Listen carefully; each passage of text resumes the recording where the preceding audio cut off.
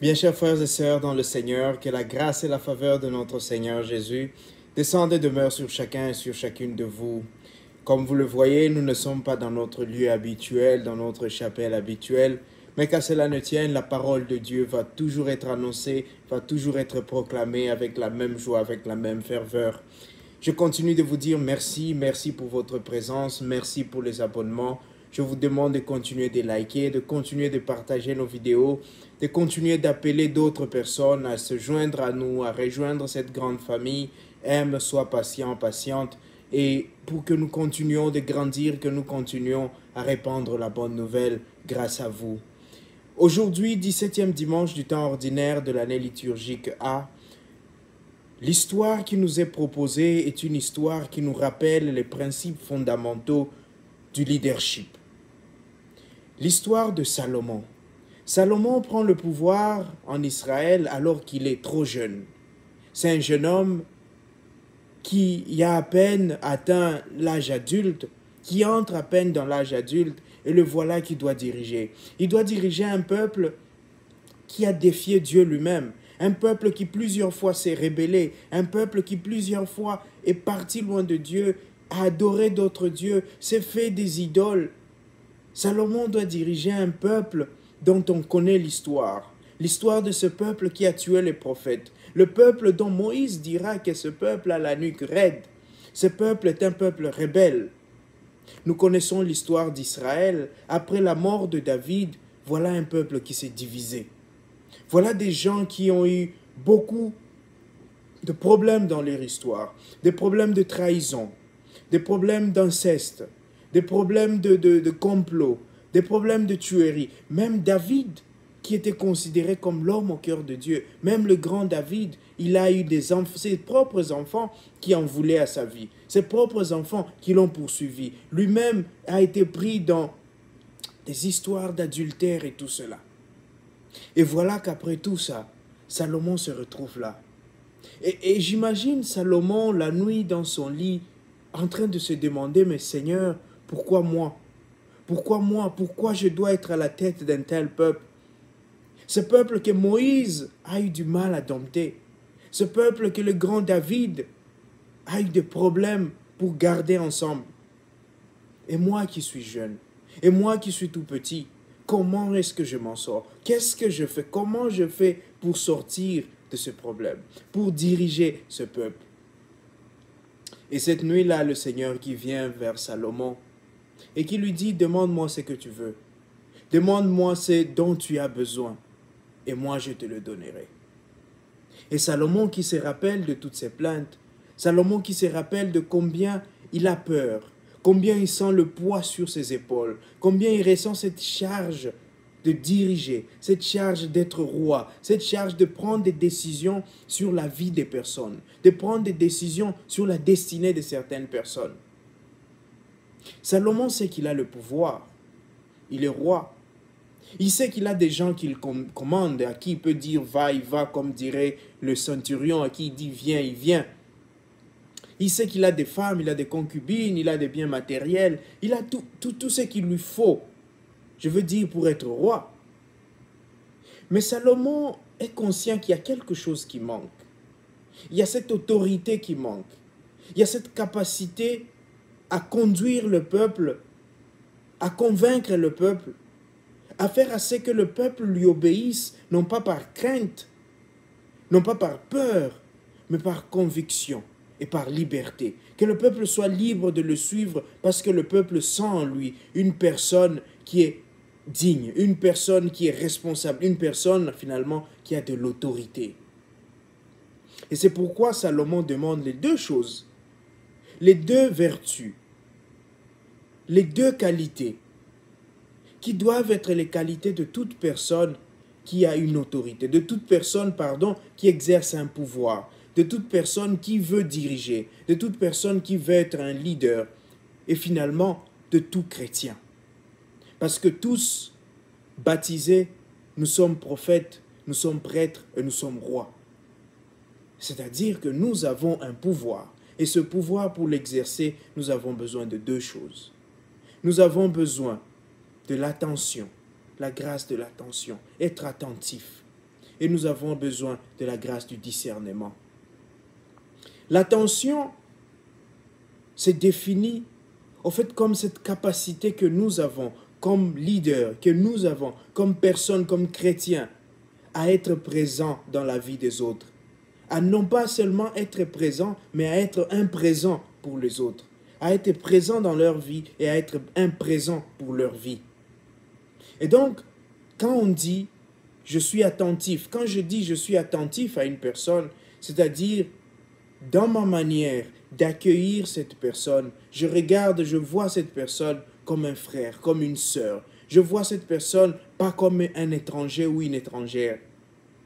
Dans ma manière de voir la personne, je vois cette personne comme un ami, comme une amie, et non pas comme une ennemie. Et donc, la première chose quand nous parlons d'être attentionné, d'être attentif, c'est quel regard je porte sur les personnes. Comment je regarde ces personnes. La deuxième chose, c'est comment j'écoute les personnes autour de moi. Est-ce que j'écoute ces personnes avec préjugés?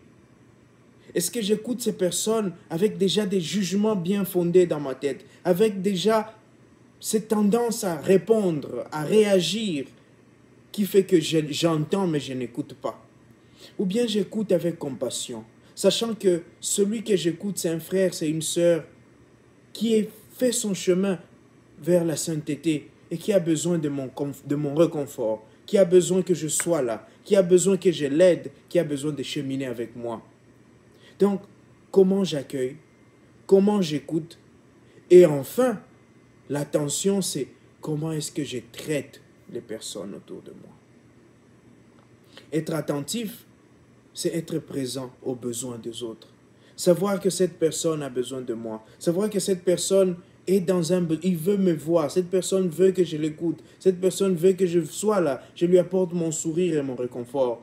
Vous savez, aujourd'hui, nous regardons le monde, nous regardons notre jeunesse. Il est très facile de condamner les jeunes par rapport aux réseaux sociaux, par rapport à toutes ces photos que les jeunes mettent, ou ils ou elles. Mais est-ce que nous nous sommes posé la question sur nous-mêmes? Est-ce que nous sommes attentifs à ces personnes-là? Et ce n'est pas seulement des jeunes personnes, même des grandes personnes. Beaucoup de personnes sont à la recherche de l'attention. Beaucoup de personnes sont à la recherche de cette marque de présence, de ces personnes-là qui peuvent les accueillir, les écouter et être avec elles. Et lorsque nous voyons des personnes qui se cherchent à travers les réseaux sociaux, qui postent des photos de danse, des photos où ils sont à moitié habillés, des photos où ils sont presque, je ne sais pas. Et ces personnes cherchent combien de personnes vont aimer mes photos, combien de personnes vont liker, combien de personnes vont commenter, combien de bons commentaires j'ai eu, parce que j'ai de l'attention là-bas. Si je ne reçois pas de l'attention chez moi à la maison, dans ma famille, auprès de mes parents, auprès de mes frères et de mes sœurs, je vais chercher cette attention ailleurs. Pareil pour les couples. Si je ne reçois pas de l'attention de mon époux, de mon épouse, eh bien, tu vois des gens qui restent au travail pendant de longues heures. Ils se tapent des heures supplémentaires. On se dit, ce sont des gens qui travaillent beaucoup. Ils travaillent dur pour sa famille. Mais parfois, c'est peut-être parce que ces personnes trouvent qu'ils ne reçoivent pas assez de l'attention. Que la manière dont ils sont accueillis chez elles à la maison, que la manière dont on les écoute à la maison, que la manière dont on les traite à la maison, il y a un manque d'attention. Et ces personnes préfèrent trouver leur attention, se focaliser dans leur travail, parler avec des collègues, aller dans comment on appelle ça, des buvettes pour rester avec des amis. Parce que c'est là qu'elles trouvent peut-être un semblant d'attention. C'est là la même chose dans l'église, dans nos communautés religieuses. Un prêtre, une sœur, un religieux, une religieuse qui ne retrouve plus de l'attention dans sa communauté, eh bien va aller se chercher ailleurs. Et les conséquences aujourd'hui, nous les connaissons. Les problèmes que nous rencontrons, nous les connaissons. Et donc voilà pourquoi la première chose que Salomon demande à Dieu, c'est l'attention. Être présent pour mes frères et sœurs. Savoir ce qui se passe dans mon pays, savoir ce qui se passe dans mon royaume, connaître qui sont les personnes que je dirige. Parce que tu ne peux être un bon dirigeant que si tu connais ceux que tu diriges. Tu ne peux les servir que si tu les connais. Et tu ne peux les connaître que si tu es attentif. que si tu es attentionné, que si tu regardes avec des yeux, non pas de jugement ou de préjugés, mais des yeux d'amour, des yeux de patience. Et la deuxième chose que Salomon demande au Seigneur, c'est la grâce du discernement. En fait, le discernement, comme on dit, c'est l'art de voir, de juger et d'agir. De regarder autour de moi, de voir ce qui se passe autour de moi. J'aime toujours prendre cet exemple d'un film que j'ai suivi, je regarde souvent, les Avengers. Dans un de ces films-là, il y a celui que nous appelons Captain America, on appelle Steve Rogers, et il y a un autre qui s'appelle Iron Man, Tony Stark.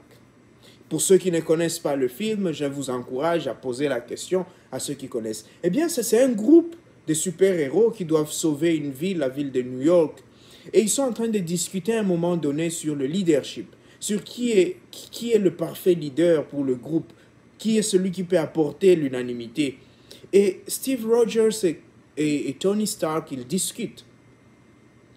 Et Steve Rogers, il dit à Tony Stark, tu sais pourquoi tu ne peux pas... Au fait, pourquoi tu ne peux pas être un leader, et là je paraphrase, c'est parce que tu n'es pas un homme capable de sacrifice. Tu n'es pas capable de mettre ton corps sur des fils barbelés pour que les autres traversent. C'est-à-dire quand on est au combat, il y a des fils barbelés, tu n'es pas capable de te déposer, de poser ton corps là-bas, de sacrifier ton corps pour que les autres marchent sur toi et traversent. Et Tony Stark lui dit, très simplement, au lieu de mettre mon corps, je préfère couper ces fils barbelés.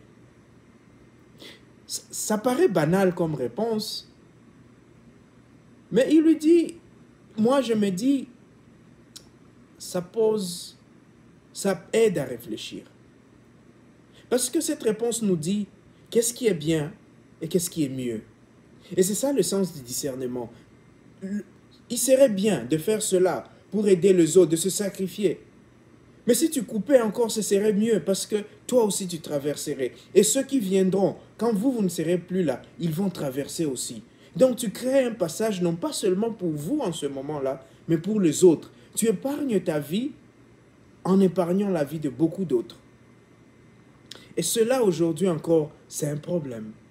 C'est quelque chose sur laquelle nous devons travailler comme chrétiens, comme fidèles, comme dirigeants, comme leaders dans des groupes, le discernement. Qu'est-ce qui est bien et qu'est-ce qui est mieux? Le bien, nous le faisons, mais est-ce qu'on peut faire mieux? Je suis là, je travaille dans un groupe, je travaille dans une équipe, mais est-ce que je peux offrir mieux à mon équipe? Salomon sait que ce peuple est plaintif, ce peuple demande beaucoup. Et Salomon demande, Seigneur, aide-moi à discerner, donne-moi la grâce de savoir qu'est-ce qu'il faut. Parce que parfois, vous savez, on peut échouer, on peut faire des erreurs dans la vie, non pas parce qu'on n'est pas intelligent, non pas parce qu'on n'a pas les moyens, mais c'est parce qu'on a mal discerné.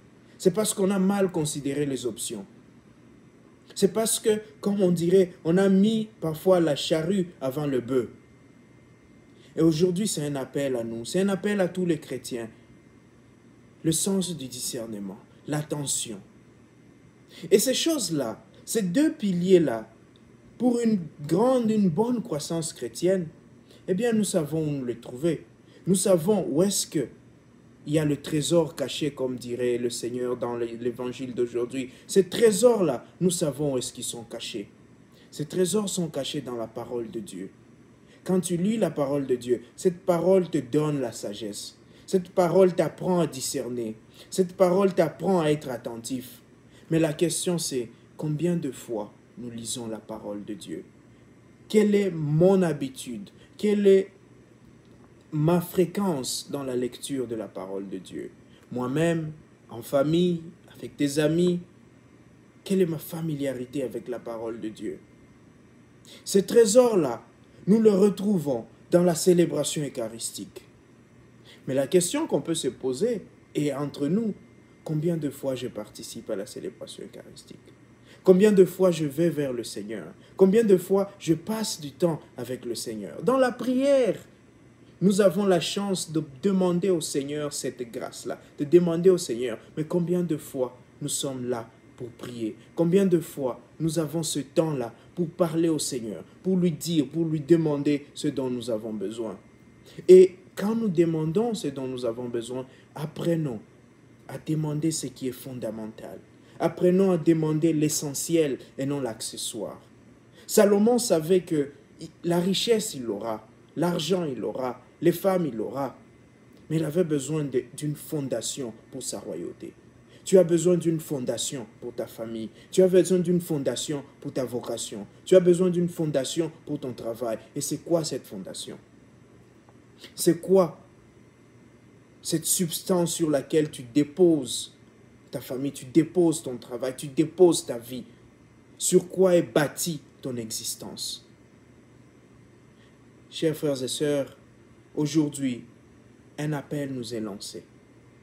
Le Seigneur nous appelle à demander ce qui est substantiel, à demander ce qui est nécessaire. Parce que quand tu as le nécessaire, l'accessoire viendra. Quand tu as le substantiel, l'accidentel viendra. Prions donc aujourd'hui pour nous-mêmes d'abord, que le Seigneur nous donne les grâces de l'attention. Attention à nous-mêmes, attention à nos frères et sœurs, attention à ceux qui nous entourent. Que le Seigneur nous donne la grâce du discernement, pour qu'ensemble, sachant où est-ce que nous allons, sachant, choisir entre le bien, le mieux, entre le mieux, le meilleur, nous puissions construire ensemble un monde meilleur, comme nous disons. Que le Seigneur nous donne ses grâces aujourd'hui et tous les jours. Amen.